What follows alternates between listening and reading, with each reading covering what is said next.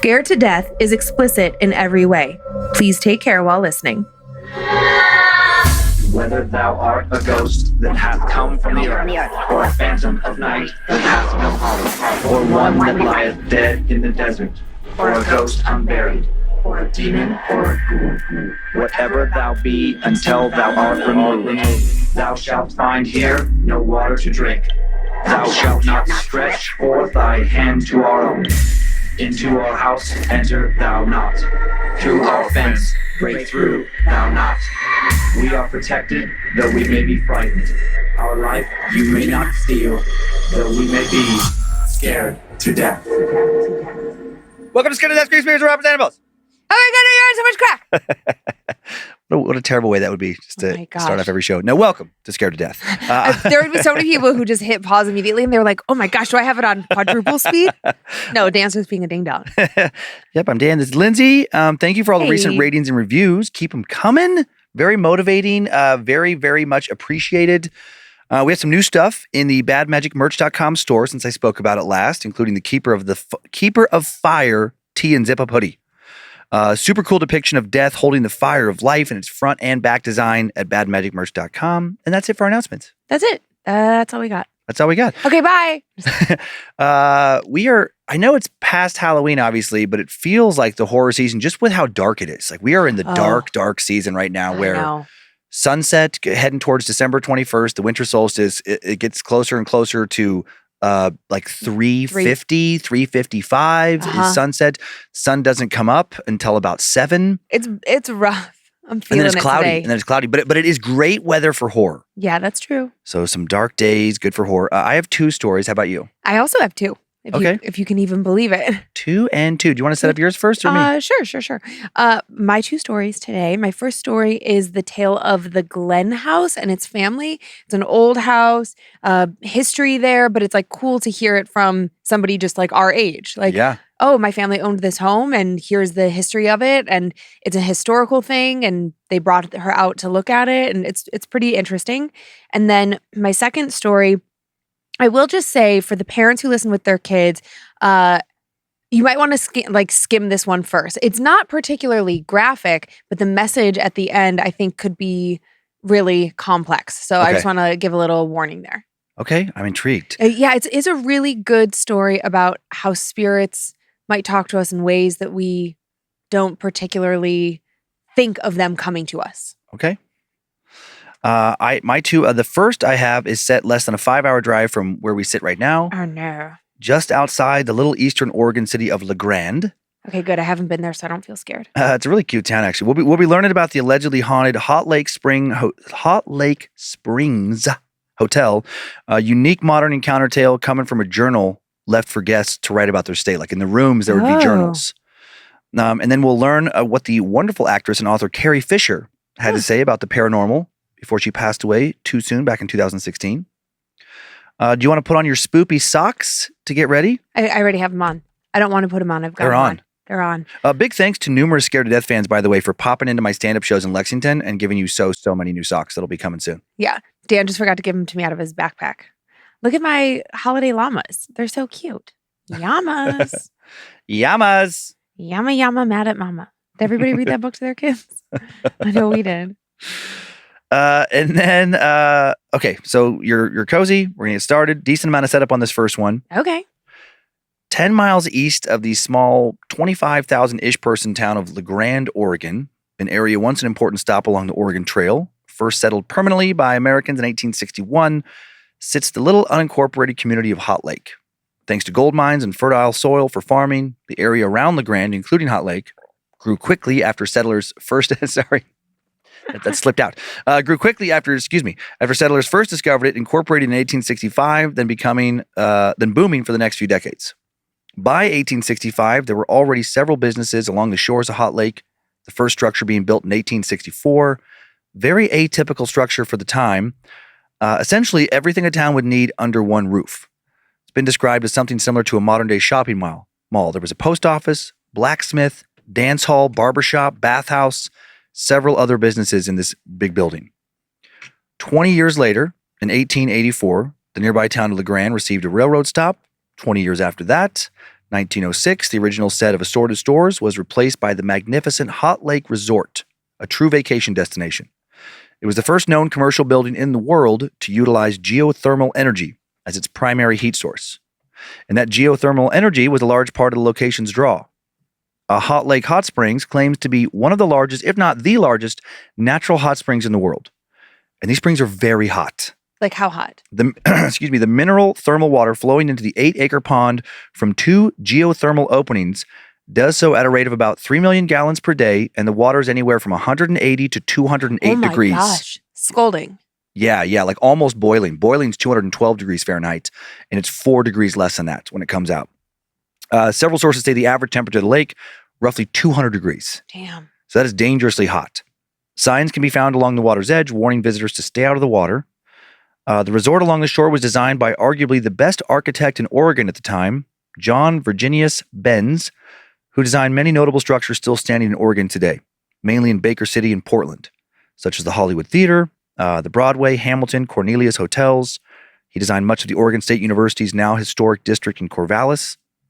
For the Hot Lake Resort and Hotel, he drew up plans for a large 3-story colonial revival that seems to, as you approach it, pop into view out of nowhere. The grandiose gates that encompass the 3-story building's stately brick facade and giant white columns can also make it seem as if you've wandered up to some fabulously wealthy person's private residence rather than a business open to the public. Not long after opening as a resort, the property was purchased by a man whose ghost is now said to haunt the place, Dr. W.T. Fye. He renamed it the Hot Lake Sanatorium. The third floor of the building was converted into a hospital and nicknamed the Mayo Clinic of the West. In fact, the Mayo brothers, founders of the Mayo Clinic, were frequent visitors to this hotel, as was Wild Bill Hickok and other famous people of the day. Dr. Fye and his staff were praised for their innovation in treating health maladies such as arthritis, tuberculosis, alcoholism, and syphilis. Dr. Fye also criticized for fraternizing with his patients in a decidedly unprofessional manner. Uh-oh. He gained a reputation for being quite the womanizer and for taking advantage of desperate, scared, and attractive female patients in his care. Also said to be cruel to many members of his staff, a man who could be extremely unpleasant when he felt moved in that direction. Dr. Fye died of pneumonia in 1931, and his sanatorium would close soon after his death. Next, after reopening briefly as a resort, a devastating fire destroyed most of the wooden features of the resort. Luckily, Benz had the main building built out of brick, so not all was lost. Following the fire, there was a long period of decline for the property.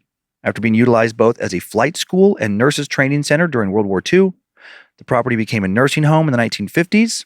It would exist in that manner for decades, and was rumored to also have functioned for a time as an asylum for Eastern Oregon residents that no one knew what else to do with but lock away.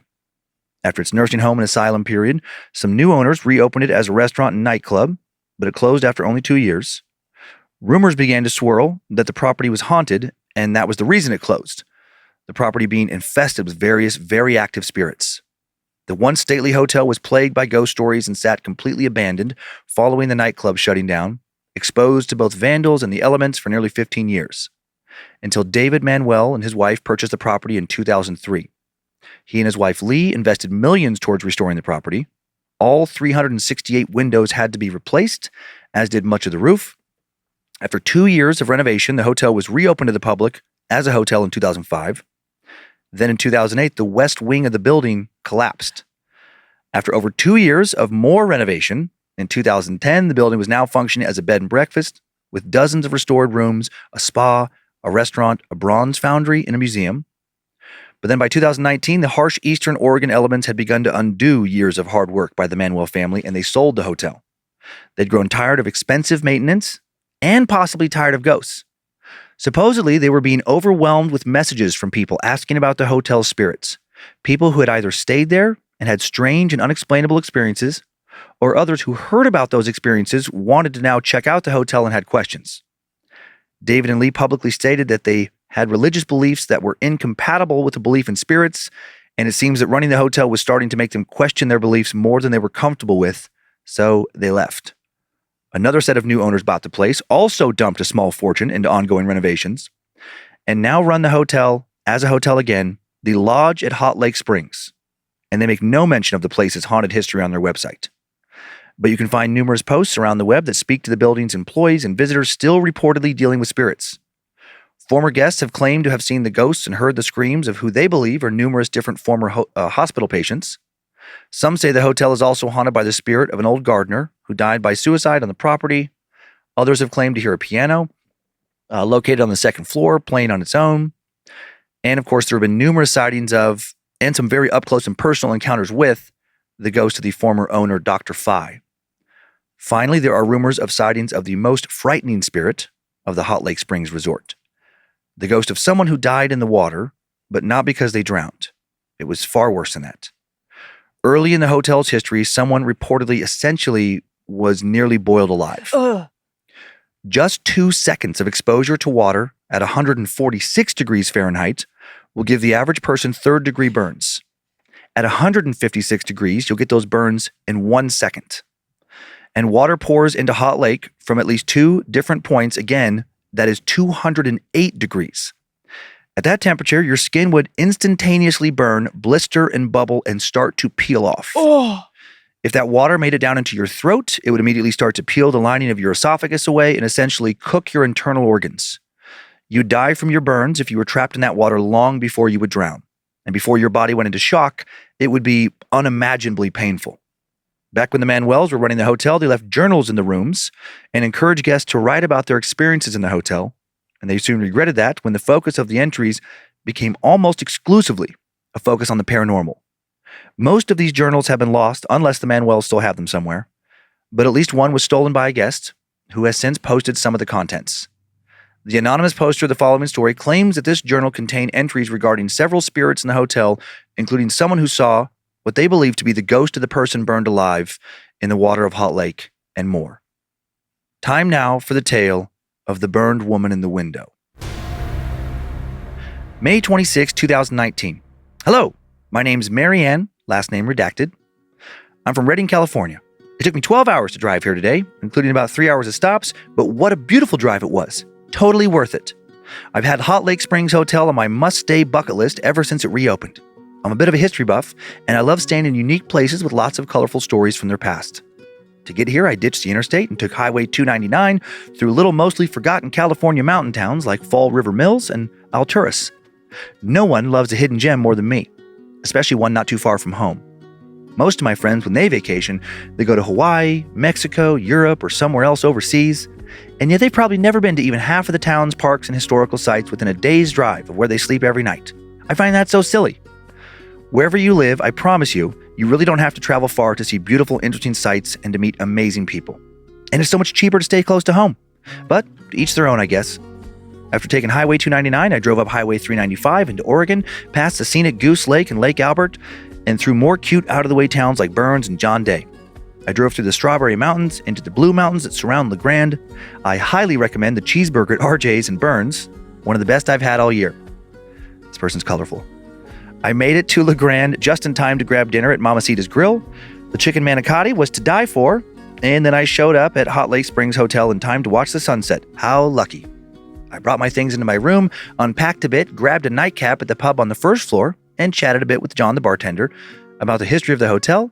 And after writing in this cool little journal, this little lady is beat and going to bed. May 27th, 2019. Well, what an unusual night I just had. I'm jotting down this first entry before I even head downstairs to grab breakfast because I don't want to forget what happened. I woke up shortly after midnight to the distinct sound of the door to my room being shut. It about gave me a heart attack. I like to be up by sunrise and generally don't draw my shades down at night, and there was enough light in my room from the moon and the stars. You really get to see the sky at night here since there's zero light pollution. And I could tell right away that I was, thank the Lord, still alone. But then I had the troubling thought that someone could have just left my room. That really gave me the heebie-jeebies. I popped out of bed and hurried over to my door and looked out my peephole.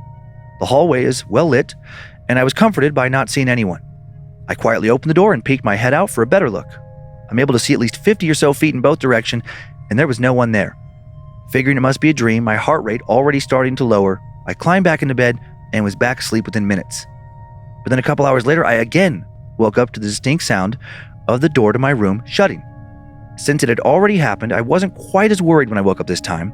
It was still uncomfortable though. And then, when I looked around like I had before, I screamed out loud when I saw what I thought for a moment was someone standing across the room. Just for a second, I thought I was sure there was a man standing in the shadows, but then he was gone. I assumed that I must have been having nightmares, even though I'm not usually a dreamer. To make myself feel a little better, I got out of bed again, peeked in the hallway once more, looked all around my room. I was still alone, but my was I spooked now. It took me a bit to fall back asleep, but I still managed to get a good night's rest. And now as I finish writing this, I'm laughing. Seeing it all on paper, it's not much of an entry, is it? Clearly, I just had a nightmare. One I must have slipped back into when I fell back asleep the first time. Glad I don't remember all of it. Today, I plan on checking out the little museum on the 3rd floor that houses antiques from the building's sanatorium days after breakfast. Then I'm heading back into Grande for lunch and maybe do some shopping. I'll return to sit in one of the soaking pools fed by the hot springs, read a book for a while before I grab dinner at the pub, and watch a movie in the little theater in the hotel. They're playing Willow. I love that old movie. And then the next entry. I'm back and ready for bed. This journal is such a cool idea. It's fun to write in. What another splendid day.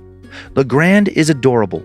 For a small town, it has a surprising amount to offer. I highly recommend stopping by About Time Boutique if you're in the market for any women's clothes with a modern Western feel.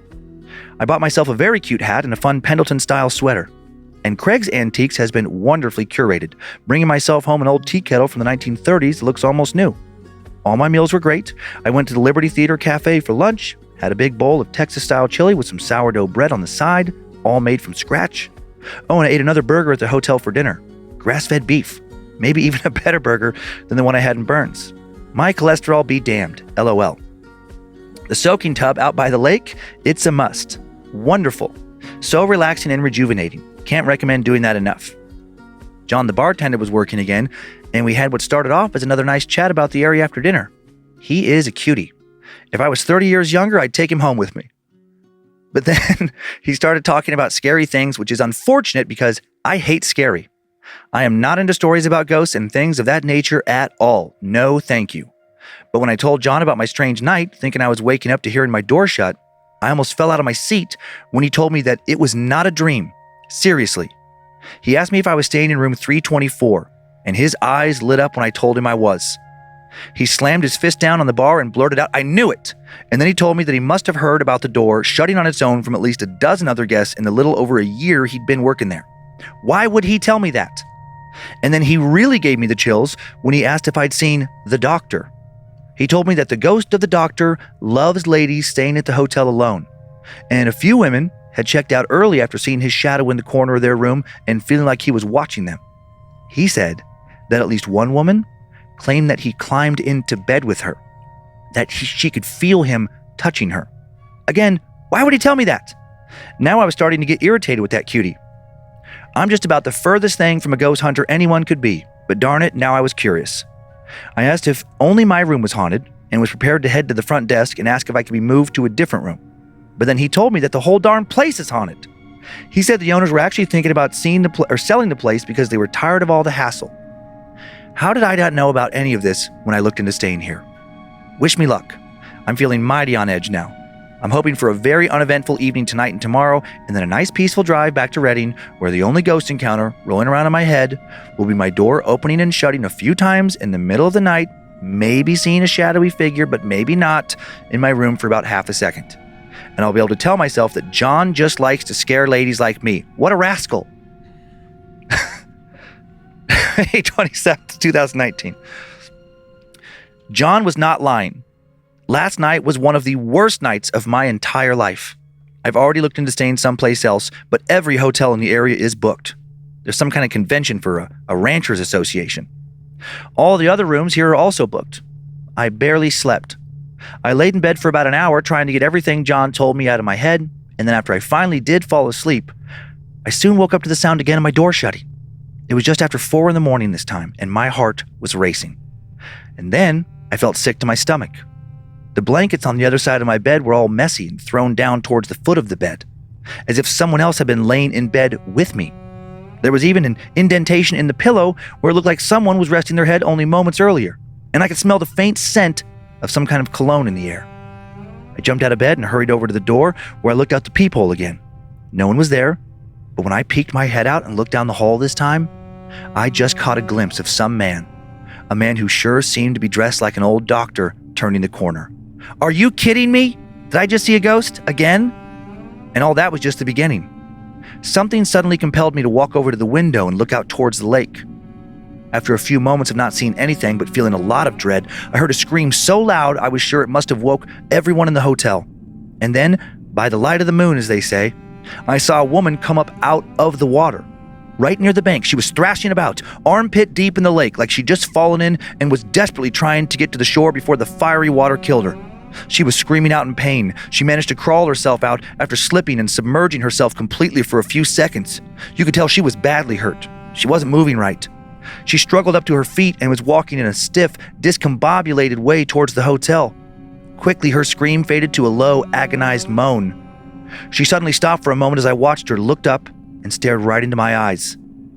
My blood went cold and I backed away from the window. I started trying to convince myself that I was having some kind of waking nightmare. A lucid dream, I think is what they call it. I went back and sat on my bed, turned on the light on the bedside table, and just sat and thought about what I should do next. When I contemplated what course of action to take, I heard someone knocking on my door. I ran over, looked through the people, and screamed. It was the doctor, looking every bit as alive as I was. I screamed and jumped back, then feeling like I was being watched by something else from the window, I turned around and screamed again. The woman from the lake. She was floating about a foot outside my third-floor window. She looked so real and alive, well, barely alive. She was badly disfigured, her skin blistered and bleeding. Her lips had been basically burnt off, and you could see all of her teeth and blistered tongue. Her eyelids were completely gone, and her eyes looked melted, one more than the other. And you could see past what was left of it and into her skull. Only a few patches of hair remained on her head, much of her nose and ears melted and misshaped. She was wearing a dress, and the exposed skin and flesh on her upper chest, shoulders, and arms was melted almost completely away, even down to her bones in places. She looked like pure pain. I couldn't stop staring, like I was in a trance. I was both afraid and sad for her. Then I heard more knocking at the door. I spun around and screamed, "Go away!" And now I heard a man speak. "Ma'am, are you okay in there? I'm just checking on you because we heard some reports of you screaming." The voice I heard had sounded friendly and like the voice of a real living person. I snapped my head back towards the window. The woman was gone. I didn't feel as afraid as I did a moment ago. I didn't feel watched. I walked back to the door, looked through the people, and there was some other man out there who did look like he worked at the hotel. "Sorry, give me a moment to get dressed," I told him, and then I threw on some clothes and answered the door. He introduced himself as Thomas, and he looked to be around 30 or so years old, slight build, wearing a basic long-sleeve white-collar button-up shirt, slacks, and leather shoes. I tried to explain to Thomas that I might have been having nightmares, losing my mind, or as crazy as it sounded, like I'd just seen a ghost. He assured me, like John the bartender, that I was not losing my mind or dreaming, that I was far from the first person to experience something like what I was describing in the hotel, and he asked if I would like to come down to the lobby so I wouldn't have to spend more of the night alone. He said he was about to make some coffee anyway. I quickly took him up on his offer.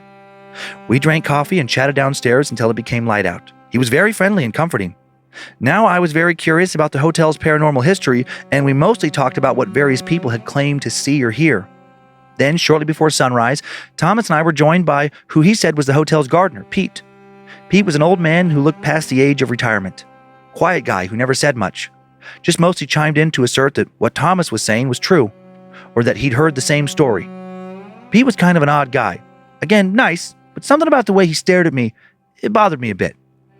Before I went back upstairs, a woman about my age, somewhere between 50 and 60, also joined us. She was very odd. I never got her name. She asked if I was another patient of the sanatorium before Thomas interrupted her and told me that she was just a frequent guest with an odd sense of humor who liked to joke around. The two of them exchanged a curious glance before she told me she meant, of course, to say guest, and then she went out of her way to assure me that this place was a hotel and not a hospital, as if I was the one confused. And then she left. Meeting this strange woman felt like par for the course. I was so relieved when she walked away, and then the breakfast service had begun, and I went and grabbed a meal. When I walked back past the front desk, I was going to ask Thomas another question, but both he and Pete were gone, and now someone else was working. I was exhausted, and in the comfort of the light of day, felt okay about going back to my room, where all luckily felt as it should, and to try and take a nice nap. But first I wrote all this out. Please let this be the end of any terrible encounters.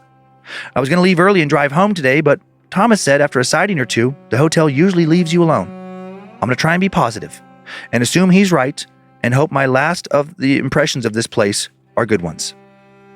After hitting a few more antique stores and actually catching a show at the Elgin Opera House, Much Ado About Nothing performed at the tiniest little opera house in the little town of Elgin, about 20 minutes from the Grande, I came back to the resort in a much better mood. I was still scared, but I kept reminding myself I just had to make it 9 more hours in the building. Then at 6 a.m. I could grab one more breakfast and hightail it out of here. May 28th, 2019. It is 4 a.m. and I am terrified. I should have left. I really should have left. I hate this place. I want to leave right now, but she's outside. I know she is, and she's waiting for me. I have to wait until the sun's out to head to my car, and she's not all I have to worry about. I woke up tonight not to someone knocking at the door, but to the doctor touching me in my bed. I fell on the floor trying to get away from him and landed on my hip. I think I almost broke it. I'm going to have a nasty bruise in a few hours. When I pulled myself up from the floor, he was gone, but she was in the window again, looking every bit as awful as she had the night before. I was too scared to scream. I just stared in shock and trembled. Then the door opened and I felt like I was about to faint. I was sure it was going to be the doctor, but it was the woman I'd met early the previous morning, the woman Thomas knew who referred to herself as a patient of the sanatorium. I managed to get out. "How did you get a key to my room?" When she walked in and asked, "Did he hurt you?" "Sometimes he hurts you if he doesn't get what he wants. It's best to just give him what he wants." I did not like what she was saying. I felt like crying. When I asked who she was talking about, she said, "The doctor, of course, my dear," before adding, "I have to leave. He's coming. Just give him what he wants." And then she vanished into thin air. I can't remember if I screamed or not, but I do remember seeing the door appear to shut itself. The woman in the window was now gone as well, but that was not comforting. I felt such a heavy feeling of dread, the worst I've ever felt. And then I could see the shadowy shape of a man. The doctor moved through the wall across from me and lay back down in my bed.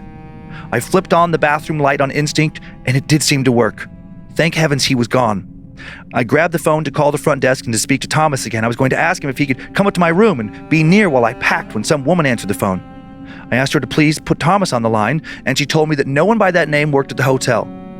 I asked when Pete would be in, and she said no one by his name worked at the hotel either. When she started to ask me something else, I just hung up the phone. Had they also been ghosts? I turned on every light in my room and started to write in this journal, or at least put my experience down on paper and kill some time. I just need to make it to sunrise, and then I am out of here. Not even going to have breakfast, just going to leave this place forever and try my best to forget about all of this. If you're here and you're reading this, leave right now. Even if you can't get your money back, just go. Drive all the way to the Dalles or Portland or Boise if you have to. Go sleep in your car at a rest area. Just leave. And you don't have to take just my word for it. Read some of the other entries of the guests. I wish I'd done so. I would have left after the first night. I am far from the first person to be terrorized here. Oh my gosh. She's funny. Yeah, she seems like a little bit of a nut. Like But her. a good nut. Yeah. I like her. Me too. I'm not even going to have breakfast. I'm just leaving. I knew Thomas was a ghost. Mm-hmm. I was like, oh, she's about to have her mind blown. I was picturing, like, I got a real vision of like what this in my mind, what she like looked like. Yeah. I feel like this I can't even remember her name right now. I said at the beginning, her last name was taken out, but her first name was. I didn't write it down. Oh my gosh, could drive me Mary? crazy. Marianne, I think. Yeah, I think it was. Am I a genius? You are. Marianne. Yeah, Marianne. I definitely picture her with some funky glasses. Yeah. Like they're not standard frames. No. They got a little horn rim on the corner or something. They're like a bright color. Yeah, she's fun. She's good. Fun. She's a good time. But also, poor thing. Oh yeah. I just love how it started off so blissful. Yeah. I mean, I say I love, but I'm just, if it was me, I would hate it. Exactly. But when it's somebody else and they made it through it, I mean, it's kind of entertaining where it's like just so happy about the food and the shopping and then just like best burgers of my life. Fuck this place forever. Here's some photos. Here's a photo of Hot Lake with one of the current hotel's soaking tubs. Oh, beautiful. Yeah. So it's pretty. So they're able to obviously reduce the heat and then you get that mineral water and I think it's around 140 degrees maybe in those soaking tubs. Something real hot. Okay. This next one, an old, roughly 100-year-old photo of the Hot Lake Sanatorium. Wow. And there's not really much else around it. So it really is like an interesting little spot where it's like, I can't remember what I said, but like 7-8 miles outside of Grande. And yeah, it's just like there's houses off in the distance a ways from it. But by the lake, there's just that. Crazy. Here's a recent photo of the hotel in its current incarnation. Oh my God, it's so cute. Just like this random little place that was I mean, it's like kind of in the middle of nowhere. Yeah. Eastern Oregon's not very populated. Here's a shot of one of the hotel's hallways. I mean, this does look like the kind of hallway where I'd almost expect to see a ghost. And I'm like, what's at the end of the hallway? But I know. It's like, I think it's a painting. Oh, I was thinking that it was like where the elevator bank is, and that it's like some sort of table with something on it in sort of like the lobby-ish, not lobby, but foyer to the elevators. It reminds me a little bit there in that shot of the hotel from The Shining. Oh, 100%. And then one more pic of the hotel now. This is just like one of the inside rooms or interior of the rooms. Oh, no, it's not. You almost got me. That's what pops up when you look for pictures of ghosts with burned faces. Yeah, I mean, when you were describing... Oh, seeing that outside your window? And when you were describing what happened to that woman, I felt just nauseous. That'd be such a terrible way to die. Oh, and there is nothing anybody can do. It's over. Nope. Just too much damage. Yeah. Woo. You just have to hope you die fast. Yeah. There's definitely like lots of signs around the lake of like, don't get in the water. Yeah, because who's the idiot that's getting in? Well, think about people in Yellowstone. People fall I feel like every year a couple people fall into one of the hot springs. I know, I'm like, how does that happen? Gotta get that selfie. Gotta get that perfect selfie. Not me. Or just being a jackass. Yeah, just screwing around. Just goofing around, and you forget about like the consequences if you do slip are pretty severe. Death is pretty severe. Yeah. Or being so badly disfigured and in pain from the disfigurement that like you probably wish you were dead. Yeah. Like the grandmother off of Dante's Peak. I've never seen that movie, even though it's filmed near here. Me either. Yeah. Okay, I have to see it now. It's like I know it's a Pierce Brosnan movie. Pierce Brosnan, it's BA in that movie. But the grandma, it's a volcano. Grandma saves the family. Okay. And burns her legs off. To save, but remind me. We do need to see that because I've never seen it either. Yeah, it's like made. I mean, you can tell the people of Wallace are very proud of that movie being filmed in Wallace. Yeah. Yeah. There's like references around. I think there's some markers around town. Definitely. Definitely. Yeah. I never noticed. Yeah, I always forget about it. But then when I go there, I'm like, gotta watch that. Gotta see it. It is. I love Wallace. Wallace is it's so cute. So cute. Yeah, cute. Very interesting little town. Don't want to live there, but so cute. Okay, well, all of my questions were answered. Yeah, about who she was talking to that one night. Who's a ghost, who's not, who's real, what's happening there, why it's happening. That doctor sounds naughty. He's a bad guy. He's a bad guy. But when you were talking there was somebody on like a scooter. She said something of like a scooter. No, she said rascal. Oh, rascal. She said that little rascal. And then I started thinking about rascal scooters, and I was thinking about we were recently in New Orleans, and we were at one of the jazz clubs, and my brother was with us, and this guy comes out of nowhere on his rascal scooter and just like, excuse me, and just drives right to the front. Right to the front of the stage. I was like, that is a fucking baller move. It was so funny. Yeah, went to the front of a crowded room quickly. Just like, quickly. You can move or I can run you over. Yeah, he had a little light that was like flash. It was so funny. So you said rascal, and I immediately was just like dying of laughter. And then I took my brother down Bourbon Street. Oh, you did? I mean, you have to see it, right? And there was some guy, man, 90, just on his rascal scooter, just having the time of his life. I love it. I hope he was covered in beads. He was in some sort of costume. He was something. That's all I've got. Okay. Are you ready to leave a very haunted hotel and see what Carrie Fisher had to say about the paranormal? Yeah, actually, I'm super curious about this story. Decent amount of setup on this one before I share the supernatural portion of the story. Carrie Fisher, the actress best known for playing Princess Leia in Star Wars, was open about her experience with the paranormal after a traumatic loss she experienced later in her life. And what a life she had. Carrie was born on October 21st, 1956 in Burbank, California, the daughter of two incredibly well-known entertainers, singer Eddie Fisher and actress Debbie Reynolds. Eddie sold millions of records in the 50s alone. He would also go on to marry Elizabeth Taylor. Debbie was a Golden Globe and Academy Award-nominated movie star, major box office draw for years. And their daughter Carrie would, of course, become a famous entertainment figure as well. At the age of 15, Carrie appeared in a Broadway show starring her mother. Then in 1977, the now 20-year-old was cast in her iconic role as Princess Leia in the original Star Wars film. She'd star as Leia in The Empire Strikes Back and Return of the Jedi as well. Following these roles, in the midst of her successful career, Carrie did struggle publicly with alcohol, drugs, and depression. In the 80s, she published a novel, continued appearing in movies and on TV shows, and helped revise famous movie scripts. She was also married to singer-songwriter Paul Simon for about a decade. Oh, I don't think I knew that. Me either.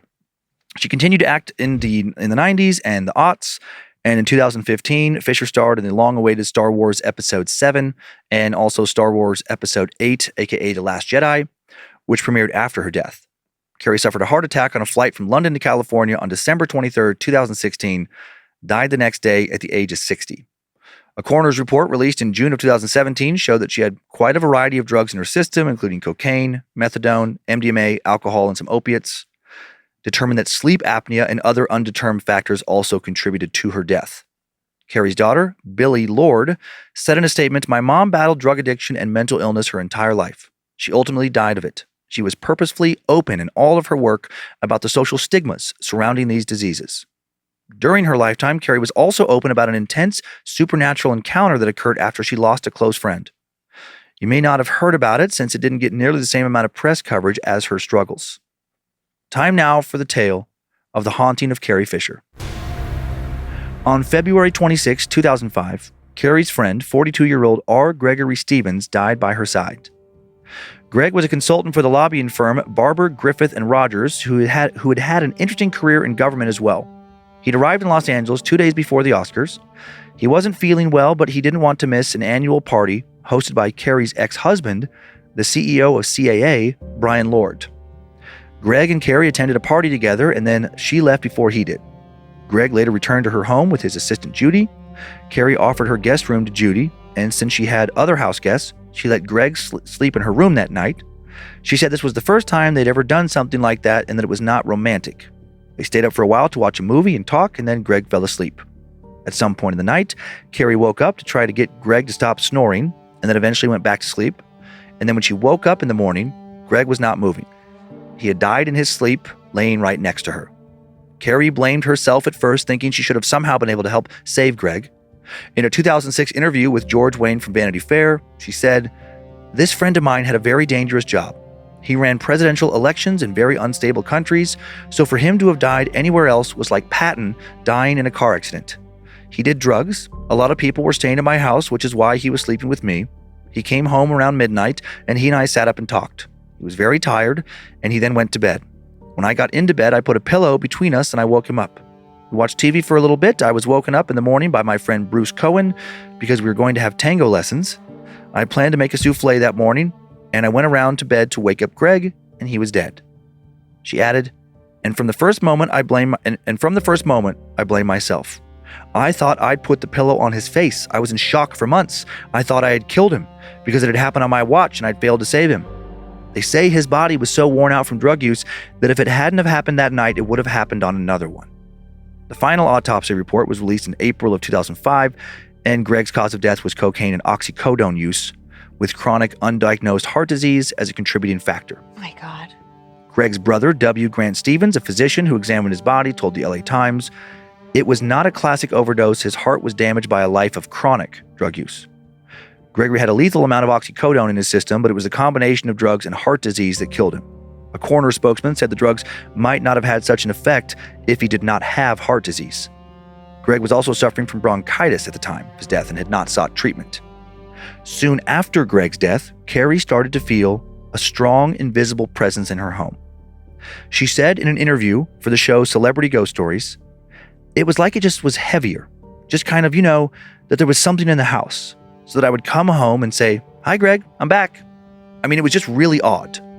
It was just this, like you'd walk in the air and there was something liquid about it almost, like you were just moving through this aura or something."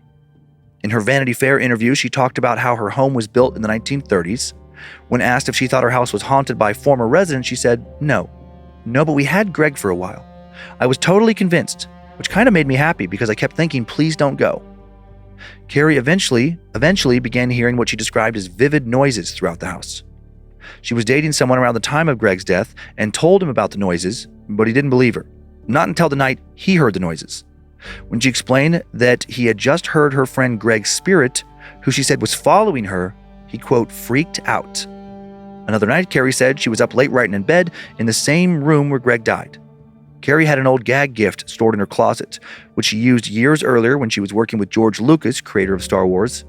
And you could push a button and the toy would say profanities like, "Eat shit," and "Are you fucking talking to me?" That night, she heard the toy say, "Are you talking to me?" through the bedroom wall.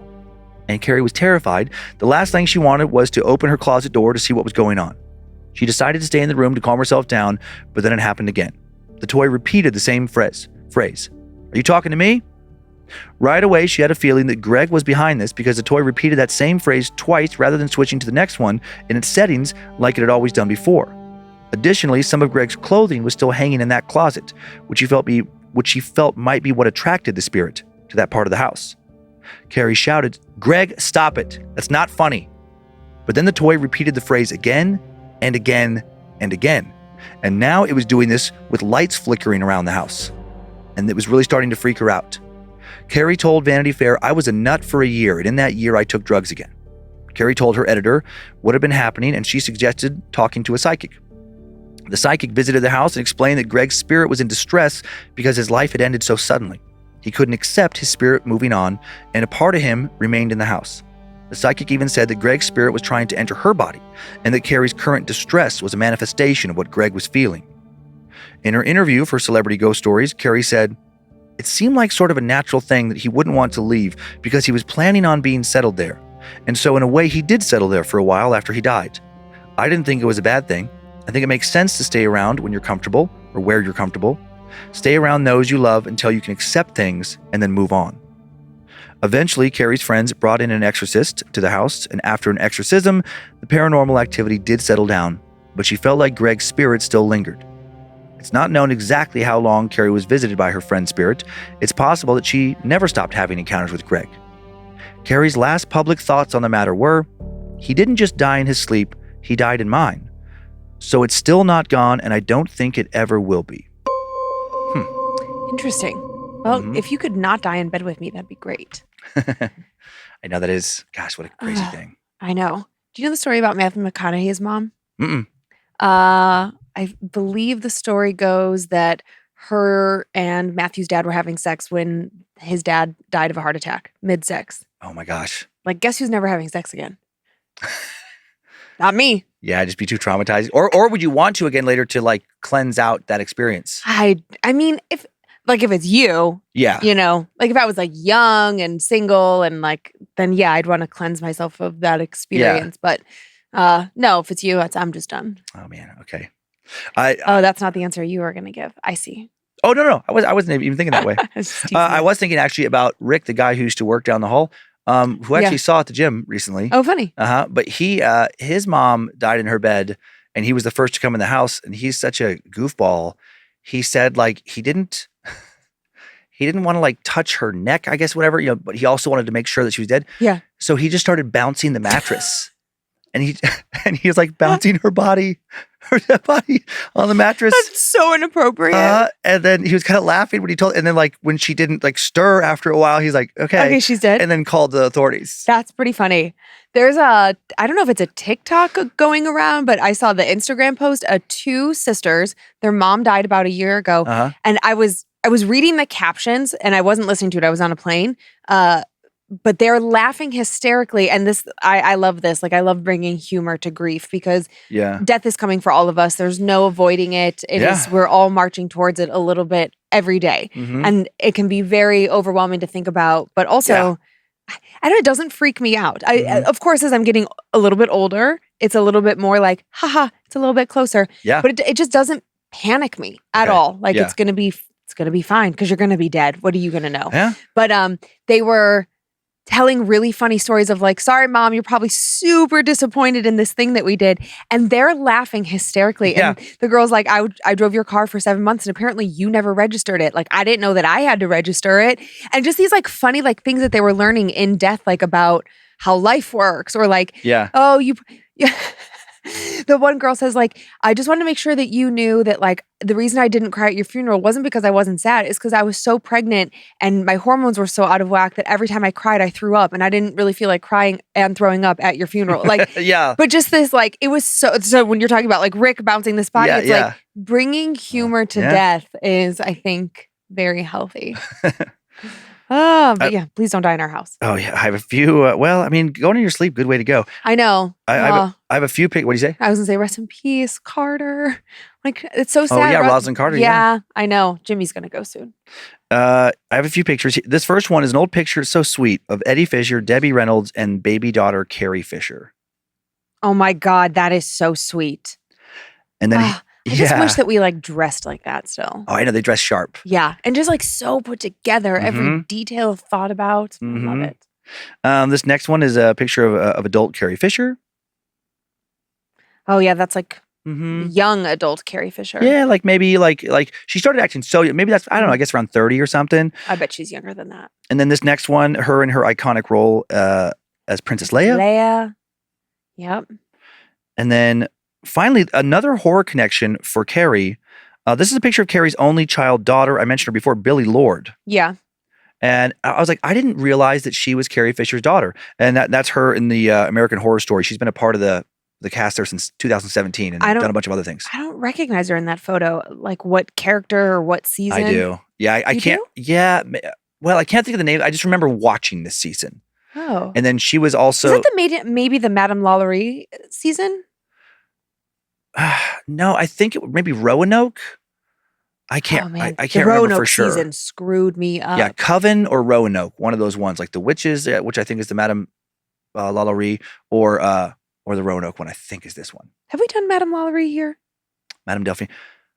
I don't remember. I think so. Think so? Okay. I think so.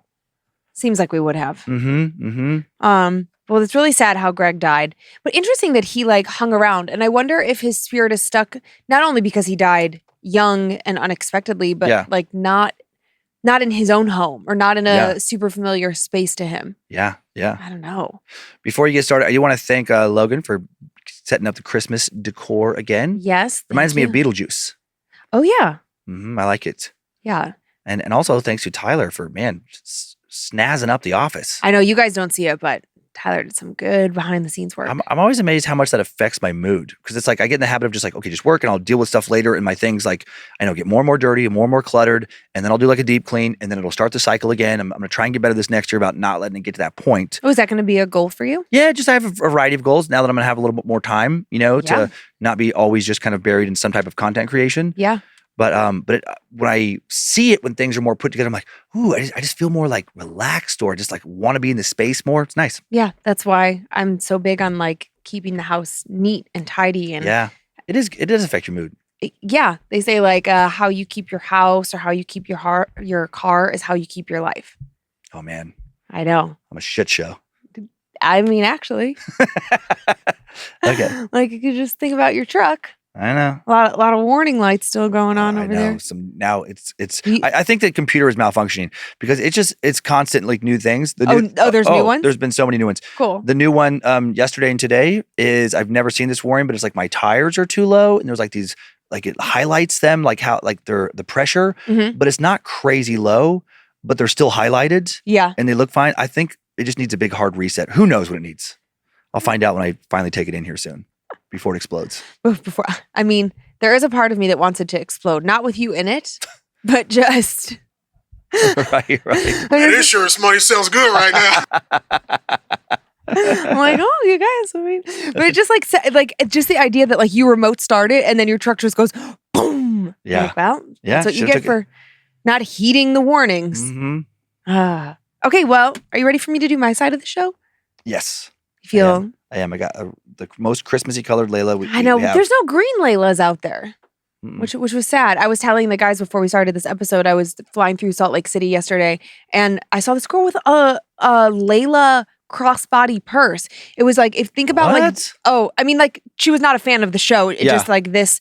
So think about like this guy. I love this guy, and think about him being like flattened. And then like a zipper over his head. Okay. And so then like you would like access the purse that way. But it was just like maybe made out of felt. But I guess it's actually, when you think about it, I'm pretty crafty. Yeah. So like, I'm like, oh, it's not a terribly difficult pattern shape. I feel like I could make Layla purses. Okay. I'm not going to, but I feel like I could. We have some more stuff to put on the desk, by the way, after Christmas. Some more little dolls and things. We've gotten some cool ones. We've got some of those in Lexington as well. Some cool like crafted dolls. I like it when this guy looks like he's being licked. Okay. because he stays here. Mhm. So if you look at it in the, He's peeking over. he's always getting a little lick on his head. It always reminds me of a treasure troll. Like Oh, a little hair in the yeah. back. Yeah. Oh, my yeah. God. Yeah. Did you guys know the Beanie Babies are back? Nope. Yeah, Beanie Babies are back. Maybe that Zach Galifianakis movie. Oh yeah, We gotta watch that. I didn't watch it, but I was there's a local domestic violence shelter here called Safe Passage, and we Mhm. always adopt a family from there. So I was doing the adopt a family for them, and Beanie Babies were on the list. I was like, oh Huh, my funny. God, like actual Beanie Babies. Yeah. It was pretty fun. All right, are you ready? I am. All right, let's do it. We just go right into the story. In early 2014, my family was helping my grandparents sort through their old shed, where we made an amazing discovery, a collection of very old photographs and daguerreotypes. Do you know what a daguerreotype is? It's like a tin thing, like it's Yeah, almost like like copper. yeah, like it's like a very original form of photography, but yes, onto like metal. Yeah. Very interesting. I had to look it up. Yeah. And these daguerreotypes dated back as far as the Civil War, along with a book of poems and personal musings written by my great-grandmother and my namesake, Sarah Glenn, who went by Sally. For any of you who don't know the word daguerreotype, it is in its most basic form an old photograph. One photo was a portrait of my great-great-grandfather David, and on the back was an address, 325 Spanish Street, Cape Girardeau, Missouri. We hadn't heard of the town, but we Googled it and found that not only was my great-great-grandparents' home still standing, it was now a beautifully restored museum. Arrangements were made for a family trip in 2015 to reunite with the house and the volunteers who run it. After a wonderful reception and dinner on the property in the carriage house, as I was finishing up my meal, an older volunteer leaned in and confided, "I won't go in there alone, you know." I didn't have to ask where she meant. She elaborated all on her own. So many things have happened in there. The presents we decorate with at Christmas unwrap themselves, and one time I was coming out of the carriage house and I saw a woman in a period dress standing on the upper balcony just watching me. The house doesn't have any period reenactors, at least not outside of special events. Another staff member shared the tale of a college intern who had bunked in the carriage house. He was awoken at night by the chiming of a servant bell system that no longer worked, its wires having been cut long, long ago. When he rose, he saw a light in the house's kitchen, and went to investigate. Inside was a tall, well-dressed gentleman, presumably my great-great-grandfather, who vanished in the blink of an eye. All the doors to the house were still locked. Before I go any further, I should give a brief rundown of the Glenns and their various tragedies. The house was built in 1883 by my great-great-great-grandfather as a gift to his youngest daughter, my great-great-grandmother, Lula, who married David Glenn. David was a self-made man from Kentucky who found great personal and financial success in Cape Girardeau. He was the president of the first bank there, his family had the first telephone in town, and he ran a dry goods store downtown. The Glenns had 3 children who survived into adulthood: Ruth, Garrett, and Sally, my great-grandmother and my namesake. They were people of status and means, but they didn't look down on anyone. On the contrary, David was known for being generous with his wealth, paving roads and communities, and paying hospital bills for the less fortunate. Sally called him the kindest Kentuckian who ever lived. Mm-hmm. But the Glenn's life wasn't all perfect. They lost 3 children as infants and toddlers, which, though was not unheard of at the time, had taken its toll. Lula's father had also died, and his body was laid out in the house for visitation. And then their mostly charmed life came to an abrupt and tragic end when Sally was in her mid-teens. The man who handled David's investments at the bank stole all of his money and ran off to Michigan, escaping justice, never to be heard from again. Devastated, David went to a baseball game to take his mind off of the betrayal, and while he was there, his dry goods store burned to the ground in a freak fire. Oh my God. He lost everything he had worked for, and the family was forced to sell their beloved home and most of their belongings. David and Lula moved to a smaller residence in town, but whatever unknown malady set their life into a spiral continued to hound the family. Their adult son, Garrett, died in a car accident. Sally lost a child with her first husband, setting off a series of tumultuous marriages. She seemed to have found happiness with James, my grandpa's father, when my grandpa was just 5 years old, but then James died of a heart attack in a hotel lobby. David Glenn, too, would die early, prompting Lula to split her later years living with Sally and her older daughter, Ruth. And after a life marred by tragedy, Sally would later on end her own life when my grandfather was an adult, leaving him to find her along with a note about how much she had loved him. Oh my God. Many in the Glen's hometown of Cape Girardeau believed they were cursed by who or what, I don't know. When I was a teen, I inherited Sally's wedding ring from her marriage to my great-grandfather, and for a time I liked to wear it since we share a name and it made me feel close to her. During the time I wore it, my childhood dog died of cancer. I went through a tough breakup, and then I was diagnosed with a life-changing autoimmune disease. I stopped wearing that ring, and I'm glad to say I'm loving my life. Of course, all the things that happened to the Glens could be mere coincidence. After all, every family and every person experiences some tragedy throughout their lives. However, it makes sense that the spirits of the Glen family might still be in their home, clinging to the only place where they ever truly knew happiness. About a year ago, I got a call from the show Ghost Hunters. They wanted to investigate the Glen house, and they wanted me to come take part.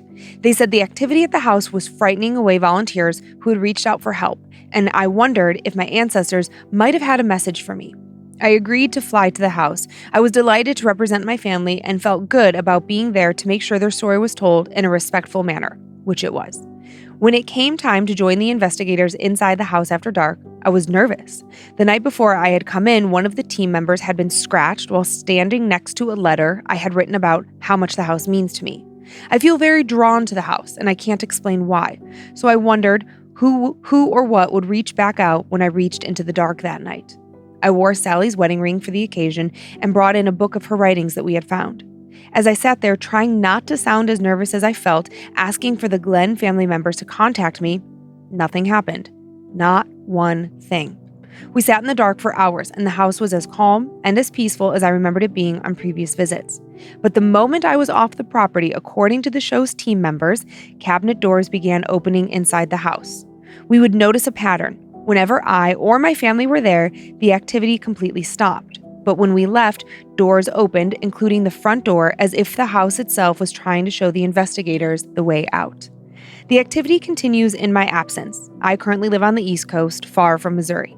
There were accounts of antique coins from Sally's birth year appearing in various rooms and even hitting someone, even though there are no coins displayed anywhere in the house whatsoever.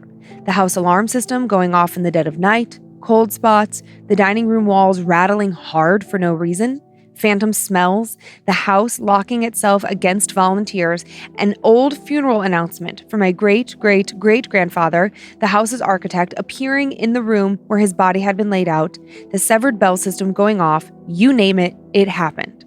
Of course, I can only give these tales secondhand as I never experienced any of it myself, and I suspect I never will. I'm not sure why all the activity stops whenever I visit and can only say with certainty that I feel at peace there. Perhaps it's the Glen family's way of saying, welcome home. Sarah. That's crazy. Isn't that cool? Mm-hmm. I love Good story, Sarah. Yeah, and I think that's the first time that I can really think of, maybe we had like a Loretta Lynn related story. Yeah. But like a family owned home that then is like turned into this museum, and now like the modern family and the old family connecting it through history, and then like a modern haunting encounter. It's ghost hunters being interested in exploring it. Yeah. God, the early part of the story, that is such a fear of mine, or like nightmare. I mean, is somebody just like taking your money? Like, you know, you work, you save, you do things, quote, the right way, you invest. And then somebody like in this situation, I just can't imagine, they just take all your savings, leave town, and then no one can find them. It's like Bernie Madoff. Right. I mean, we found him, but. Oh my God. Yeah. And it's just crazy to think that used to happen. I imagine a fair amount, you know, like because there was no FDIC insurance, there's not all these federal regulations. There was just like, you literally just have like, I mean, Bob. this person, but you take your cash and put it in this bank or whatever. Yeah. They would hold on to more cash in their vaults back then, but also invest it like, you know, like any place does now. Yeah. But if the bank burns down, you could just be shit out of luck. Right. Bye-bye all your money. And then also like people could cross state lines and not be prosecuted. I know that before they had like the feds would really like a federal justice system. Yeah. And then the double whammy My of God. right when that happens, you go to a baseball game to try to forget about your troubles. You just want a couple hours of like beer and hot dogs and just like, and your store burns down. I know. And then like the deaths and just, I don't know. And then it is interesting that Sarah says that, when she was wearing her grandmother's ring, like her life was marred by a bit of tragedy. Like Autoimmune that family, there might be some strange family curse. I mean, you can't prove it because it is all explainable. I know it could be coincidences, but it is interesting to and she referenced that. But God, I'm not going to name who, but we have like a friend of ours who just had like such a good person, had a tough couple years, in a variety of ways. And I remember like you were saying that she was like, was I a terrible person in a past life and just being punished? But it is that thing is like overall her life has been really good. But there are those people where it's like, man, it's just one thing after another where there was nothing they could do to prevent it. It's just like the universe just screwing them over and over and over. It's like where I would start to think like, am I cursed? Yeah. I mean, it's such a hard thing where it's like hard work doesn't always equate like success, I always think about it. You're just increasing your odds. Yeah. Like that's where my brain goes with math, where it's like, you do things again, quote unquote, the right way. Yeah, you at least try your best to. You have a plan, which is better than no plan. You do your best to execute the plan. And it's like, I would look at like there's these Vegas odds makers in the sky, these celestial odd makers like watching us. Yeah. And they have little dials and stuff. And it's like, oh, okay, now he's kicked it up to like there's an 80% chance things are going to work out. But it's never 100%. Oh, man. There's always a room for just shit happening and just destroying everything. That's just life. Yeah. Oh, what a positive message. No, I think it's good though. Like I'm kidding. Yeah. But that is actually why I think about that of yes, plan, prepare for the future, all of that. But leave room to enjoy today. Yeah. Because you don't know when something can just happen out of nowhere. Truth. I think we'll probably talk about that more on December's bonus episode. Yeah, totally. Just future planning and life and all of that. Yeah. Are you ready for one more story? I am. Okay, now the reason I gave a little bit of a warning up top, and I just want to remind parents now, again, it's not that this story is altogether graphic, but it involves teenagers and their cell phones. And I just think like, I think the message here, it is so beautiful, but I don't know where you're at with your kids and you just might want to listen to this first. It might even be a powerful conversation tool. But if I were a parent, I would want to hear it first and think about whether or not I want my kids to hear this. Okay. Mostly because, we're all kind of trying to keep tabs on our kids in new ways and in this modern era. I think you'll find that my story is quite different from traditional ghost stories, and I hope it challenges you and some of your longtime beliefs about the paranormal as it has most certainly challenged mine. I want to preface this story by saying I have had paranormal experiences my entire life and discovered I was highly sensitive to other realms as well as other beings when I was a child. I am a mom and a wife now, and I still have this gift. I have had experiences with both good and evil spirits, as well as things I've never been able to identify, many of which have left me more intrigued than afraid. I've never been physically harmed, so early on I developed a sense of invincibility, knowing they really couldn't do anything beyond appearing visually and audibly. I know that still sounds terrifying, but after so many experiences, I just became braver and more accepting of them. My bravery was tested, however, when I started being touched by something in bed every night in the summer of 2021. At the time, I was working second shift at my job, which meant I would arrive home at about midnight when my husband and 2 kids were asleep and all was quiet. Our children at this time were 12 and 14, and they both had cell phones. We always made them leave their phones in our room at night so we could charge them and make sure they stayed off of them when they were supposed to be sleeping.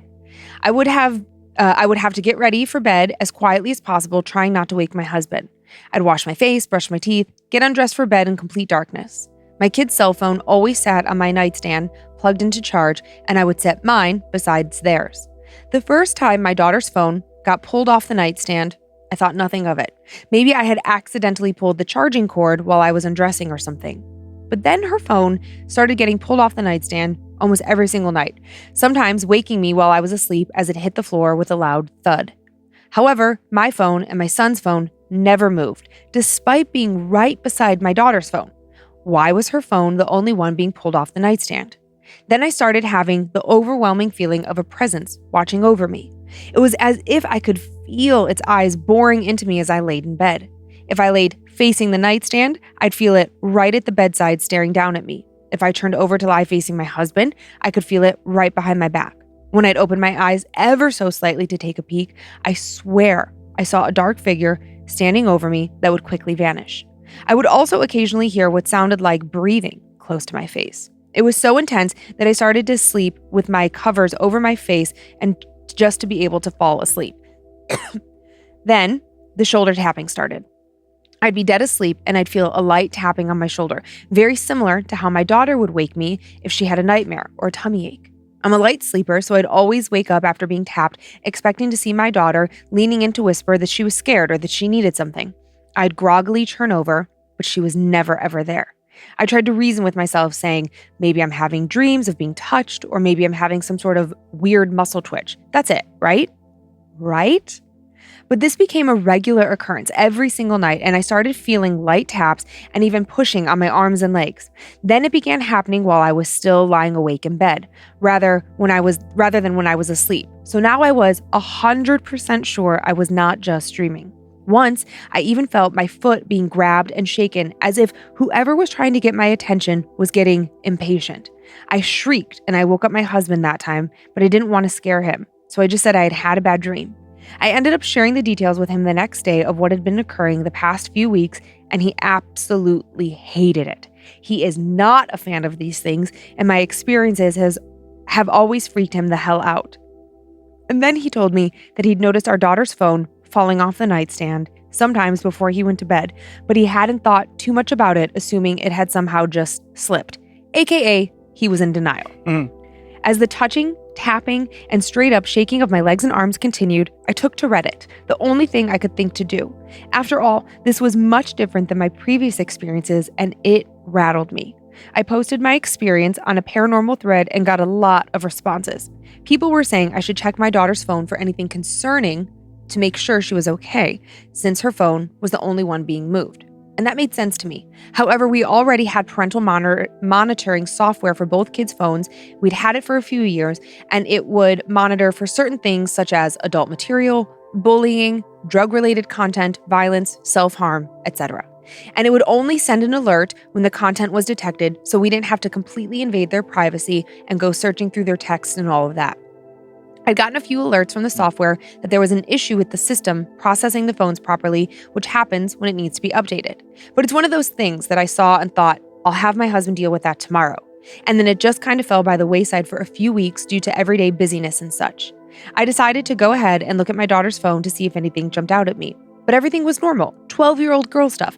Silly text filled with emojis, memes, talks of wishing that school wasn't a thing, some talk of a cute boy in class, selfies with friends, and so on.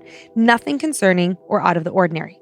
Our daughter had always been a happy-go-lucky kid, only the occasional moody preteen episode here and there. And she'd always been open and willing to talk. So finding nothing, I was just glad everything seemed okay. But this also prompted me to remind my husband that the software and the phones needed updating. We decided we would try to catch this thing in action and remembered we had a deer cam with night vision. We started setting it up every night on the dresser in front of our bed. It was motion activated, so we were hoping that maybe we would get to see what was going on, although also terrified to find out, but we just wanted some answers. And then on August 22nd, 2021, whoever or whatever had been trying to get my attention really amped it up. I was already having trouble falling asleep, so I was just lying in bed wide awake. Then, sure enough, my daughter's phone hits the floor, which makes me jump nearly out of my skin. I turned on the lamp and unplugged it from its charger. Was something pulling on the charging cord? I then set her phone back down beside my phone and her brother's phone, so there were 3 lying in a row, hers in the middle. I settled back into bed and slid closer to my husband to feel calmer, and I finally drifted to sleep. I awoke later to my left arm being lightly caressed by a warm hand. I thought my husband had rolled over and touched my arm, something he would do sometimes when we were both going to sleep as a comfort thing. I raised myself up a bit to look at him and saw that he was sound asleep with his back to me. I could even hear him softly snoring. He had not moved at all, and he had not touched me. As I laid there in shock, trying to process what had happened, my daughter's phone hits the floor hard as if it had been aggressively thrown to the ground. I immediately felt someone there with me, and my fight or flight kicked into high gear, causing me to involuntarily slam my body into my husband's, trying to get away from whatever it was. Of course, this woke him up, and he knew what had happened without me saying a word. We prayed, not knowing why this kept happening and why it wouldn't stop. It was 2:24 a.m. We turned on the lamp and talked, trying to calm down. I got emotional about this for the first time since it started, and I don't know why. I couldn't explain why I was feeling the way I was feeling, and my poor husband didn't know what to do. We were somehow eventually able to go back to sleep, and then around 5 a.m., the phone hit the floor again, causing us both to jerk awake and scramble around to turn on the lamps. My husband said, "That's it? We're looking at this deer cam footage right now." My work computer was the closest computer to us since I had brought it upstairs in my backpack when I'd gotten home that night. We loaded the footage from the deer cam and started looking through it. It only seemed to catch when we moved around in bed and then our reactions after the phone hit the floor. Once the clips showed me suddenly jerking upright in bed, looking around the room for the first time when the phone fell. My husband says, "What's that?" and pointed to the top portion of the video, and above my head we saw 2 or 3 white circular orbs bouncing around us and then disappearing. But we didn't see anything else. And then my husband suggested that maybe we should put the deer cam on the floor rather than on the dresser. That way maybe we can catch the phone actually hitting the floor. Agreeing with him, I got up and moved the camera down to the floor near the foot of the bed, giving it a clear view of the nightstand and the floor. We managed somehow to go back to sleep, mostly out of exhaustion that had resulted from being woken up multiple times throughout the night. We both woke up at about 8:30. I sat up in bed and looked down, expecting to see the deer cam I had placed on the floor, but it wasn't there. I looked around the room and noticed it was back on our dresser where we had put it the first time, and now it was turned backwards, facing the wall.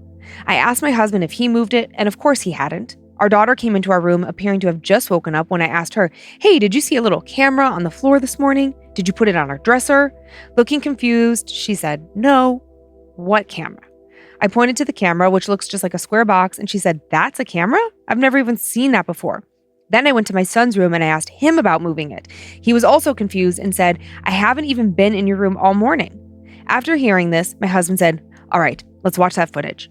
We loaded the footage onto my laptop once again, and there was a new video clip amongst the ones we had previously watched. He clicked it, and my heart dropped as the view initially showed the floor and the nightstand where I had placed it. Then we saw movement, shaky and erratic, as the camera appeared to be lifted up from its position on the floor, shake around, and then stop suddenly with the last view being the wall. My husband and I sat there in complete disbelief, and I decided that while everyone was gone the next day and I was alone, I was going to confront this thing and demand an answer. I had absolutely had it. The next day, when the kids were off to school and my husband left for work, I sat in bed trying to plan what I needed to do. One of my 2 cats came in and jumped up on the bed to greet me, something he'd always done. This time, though, he stopped purring and became still as a statue, staring intensely into the corner of the room. I looked over and saw nothing, but the presence in the room could be felt without a doubt. "Well, here we go, I guess," and I began speaking. "Hello, I see you're still with us. I know you're here for a reason since you've been touching me for weeks now. You know, you make it hard for me to sleep, and now you've been waking up my husband too. Why are you here?" And it was met with silence. All that could be heard were the usual sounds of the AC running in the house and the occasional bird outside. My cat was still staring into the corner of the room, motionless. I attempted to pet him and snap him out of his trance that he seemed to be in, but he completely ignored my touch and never took his eyes off the wall. The feeling of being watched was so intense and the presence was remaining strong. And so I pressed on. "What do you want? I've had a lot of experiences with things like you. Are you here to tell us something? If you're just here to scare us and wake us up, you're not welcome here. We will not tolerate this anymore." Again, met with silence. This one-sided conversation went on for about 10 minutes with my cat never taking his eyes off the corner of the room. And then I got annoyed and I said, "I know you're here. What do you want?" And then the power suddenly shut off in the house. All the lights in the rooms went dark. The hum of the AC system throughout the house immediately stopped, and I sat there in total disbelief. My hat had involuntarily slapped my mouth shut as if to keep me from screaming, and I said, okay, I hear you. I see what you did. Wow." I didn't know what else to say. My cat was looking above me at the wall above our headboard, and his eyes were huge, his pupils completely dilated. After a few minutes of just sitting there in silence and disbelief, the power came back on. I decided to end the conversation by saying, "Please, I just need to know why you're here. I'm listening, but if your only purpose is to cause problems and to scare us, then you must leave." Of course, there was no response. I then decided I was done talking and went about my day. I was not going to let this stress me out anymore. About a day or so later, I got a notification from my phone monitoring app noting that there was an alert regarding my daughter's phone. My stomach dropped as I clicked on the alert, which said severe. All the blood drained from my face and my heart immediately started pounding. I clicked on the content link. It opened to what appeared to be an entry in the Notes app. My vivacious, precious, sweet 12-year-old daughter had written things I couldn't have imagined she'd ever write. She wrote about her thoughts on ending her life and leaving everyone behind. I had no idea she felt this way. We've always been close, and she had never given any indication that anything was wrong and is such a cheerful, playful kid. I was in complete shock. We're a tight-knit family that's always been open about mental health and encouraged being open and honest about these things. I had told my kids before about my uncle that had died by suicide and what a devastating toll that had taken on my family. I was only 6 at the time, and we'd been really close. It was extremely traumatic and still affects me to this day. To see suicidal ideations written by my precious daughter triggered such panic and fear within me. I just sat staring at my phone, eyes full of tears, as I read what my daughter had written. I then looked up and said through tears, "Was this it? Is this what you were trying to tell me?" All was quiet, but deep down, I knew I had my answers.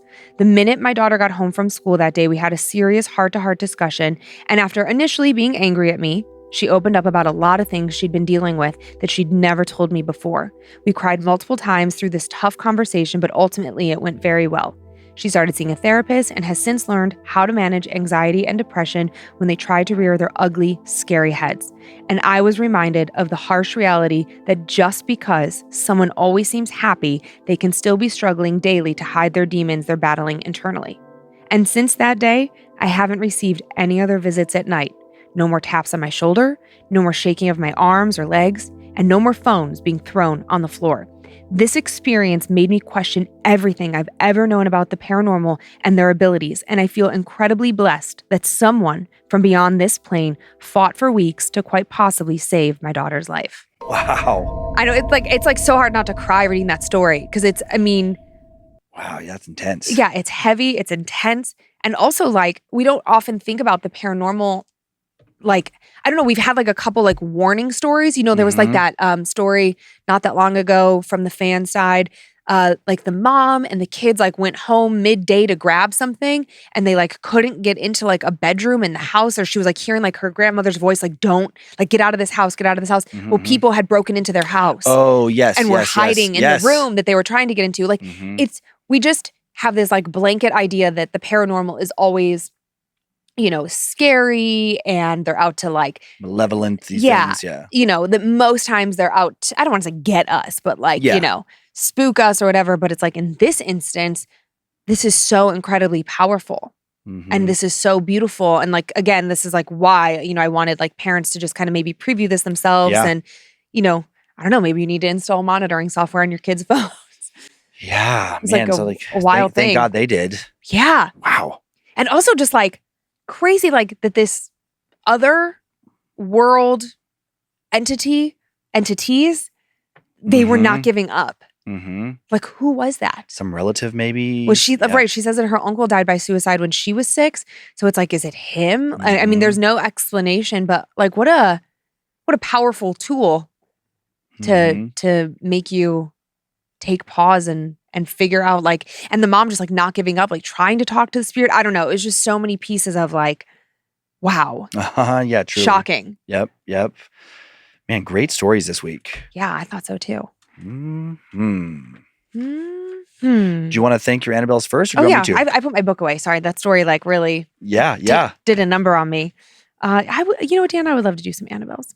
I'd like to thank the following Annabelles for this month making the Bad Magic Giving Tree a possibility.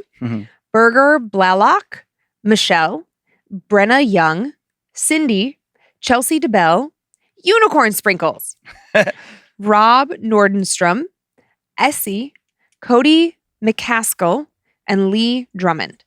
Nice. I would like to thank the following Annabelles as well. Thank you so much for helping us with everything we do here, including the Giving Tree. Kelsey Steins, Bailey Moore, the Emo Dragon. I like it. Coot Jr. Okay. Lil Coot. Lil Coot. Tasha Luke, Faith Lammers, Cameron Laurie, Jillian Troy, Rod Long von Hugendong. Yeah. Hugendong. And Dylan Saunders. Oh, I like it. And I have a handful of spoopy shout outs. To Frank the Cutie Pie from Grace the Cutie Patootie, happy birthday. To Ryan from Ashley Mum, Terrence, Nemo, and Gumball. Happy 17th birthday, bub. I love you. Thanks for being the coolest, creepiest person I know. You will remain my favorite brother unless you keep jumping out of places and scaring the shit out of me. Then you will be demoted. To Bo from Bailey, thank you for introducing me to Scared to Death. I love you. To Fish Butt from Liz, happy 21st birthday, Bubby. Love you and appreciate you so much. To Carl from Emery and Joseph, happy birthday. And to Charlotte, aka Muffin, from your mom, Charisse, happy birthday. Oh, I was thinking about that scary thing. Like, man, I haven't scared anybody in a while.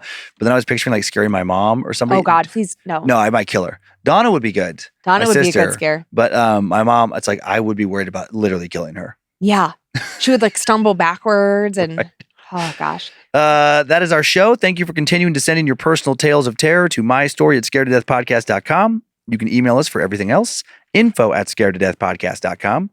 Thank you to Tyler C. editing and publishing today's show. Thanks to Heather Rylander, organizing the My Story emails, book editor Drew Atana, polishing and preparing listener stories for book number 5.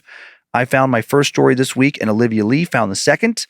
We are on YouTube if you'd like to watch our show, and on Facebook and Instagram, where we post pics that accompany episodes and more at Scared to Death Podcast. We have a private Facebook group called Creeps and Peepers full of fellow horror lovers for you to meet. Enjoy your nightmares, Creeps and Peepers. Hope you were scared to death. Bye. If spirits threaten me in this place, fight water by water and fire by fire. Banish their souls into nothingness and remove their powers until the last trace. Let these evil beings flee through time and space. Evil may pass through, but hath no home here within, scared to death.